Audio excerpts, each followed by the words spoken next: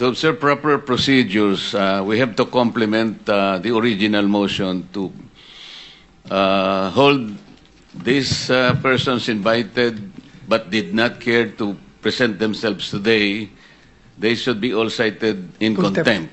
Yeah. Preparatory to the issuance of a warrant of arrest for purposes of procedures. Thank you, Mr. Chair, for correcting me on that.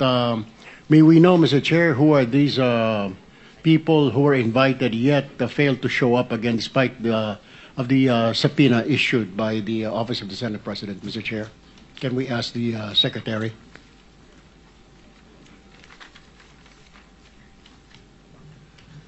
Your Honor, if I may proceed. A subpoena was served on Maria Roma Angeline Rimando, owner-manager of St. Timothy Construction Corporation, August 22, 2025. She is not here.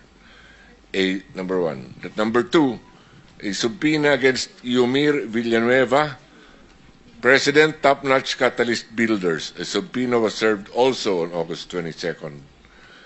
Mr. Lawrence Lubiano, President, Centerways Construction and Development Corporation. Already? Okay. Sorry, so that's two.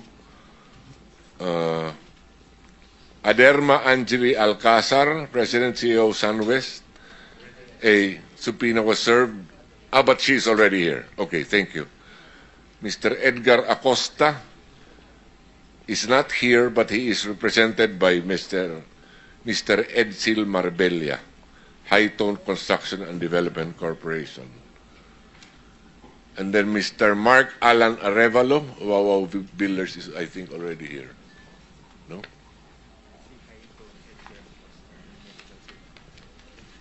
Mr. Chair. Sir? Thank you.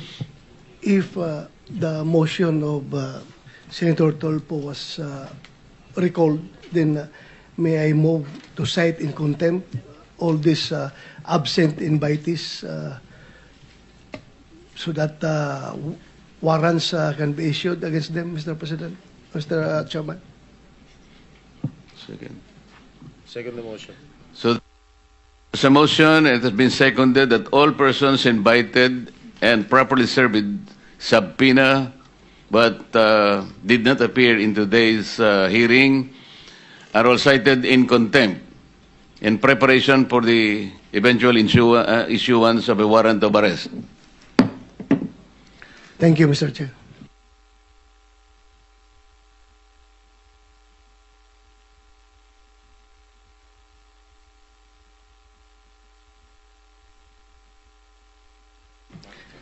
Ulitin lang po namin dun sa mga in-invite natin na mga contractors belonging to the initial 15. Yung iba nga po ngayon, hanggang ngayon ay nagmamatigas pa na ayaw pumunta rito. Para po maipakita namin ang kaseryosohan ng pagdinig na ito. Gusto nga namin i-accommodate kayo para sa ganon, matukoy natin talaga kung sino talaga ang mas malaki ang pananagutan sa napakalaking pinsala na nagawa ng pagbaha sa ating bansa sapagkat hindi naman talaga nagawa ang mga projects ang ayon sa dapat magyari. Yung mga projects dapat ma-protectionan ng communities, ngunit ang nangyari, kabaligtaran. Kanina po, binabanggit ko na marami na kaming kinausap na mga ehensya ng ating pamahalaan. Yung AMLAC po nakahanda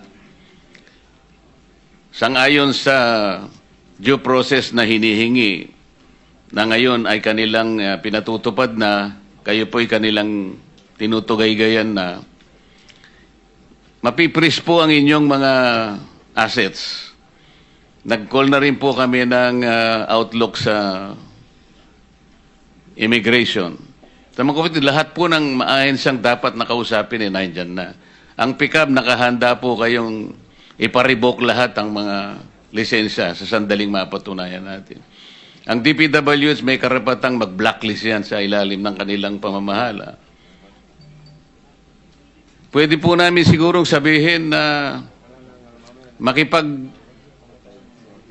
Makipagtulungan na kayo. Sa tingin namin, kayo naman ang hindi most guilty. So siguro pwede nating pag-usapan na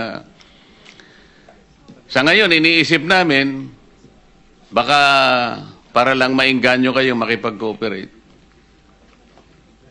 Sabihin na natin, wala mo ng criminal prosecution. Kasi po, plunder lahat ang lalabas nito. Bilyon-bilyong piso po ito. Kaya kung sakali po na kayo ay ma-prosecute, puro plunder po ito. Alam namin na mabigat ito. Inaasahan nyo ba na kayo lang ang magdudusa dito? Na kung magturo kayo halimbawa ng mas may malalaking pananagutan dito, sino sa DPWH ang may kagagawa nito? Ituro po ninyo. Sino po sa mga funders, sino po mga politiko na may kagagawa nito? Ituro po ninyo. Kayo ang magiging liability nyo lang, siguro civil damages. Kung papayag kayo, you indemnify the government. Ibalik nyo yung pera na nawala. Patulong kayo sa mga insurance companies na nag-post ng mga bonds para hindi kayo masyadong masaktan. Kung matutukoy pa ninyo kung sino-sino yung mga yan, sa tulong ng Insurance Commission. Ibig ko sabihin, para hindi kayo ang magigitin lang ng leeg, magturo na kayo. Yan po yung gusto namin mangyari rito. Bagamat meron pong nagbigay na ng mga feelers, ngunit hindi namin alam kung paano namin kayo matutulungan hanggat hindi po kayo magsasabi talaga. Meron po talagang sumulat sa amin na nagsasabi na gusto na nilang magtapat, ngunit ang sabi nila, nanganganib po ang buhay namin at buhay ng aming pamilya. So kayo po ang magdesisyon dyan. So let's proceed. Sino po ang gustong makapagtanong? Before that, Mr. Chair, would like to request the COMSEC to administer the oath to all resource persons present here today. May I proceed, Mr. Chair? To all those who are here for the first time, kindly stand and raise your right hand. Stand, please.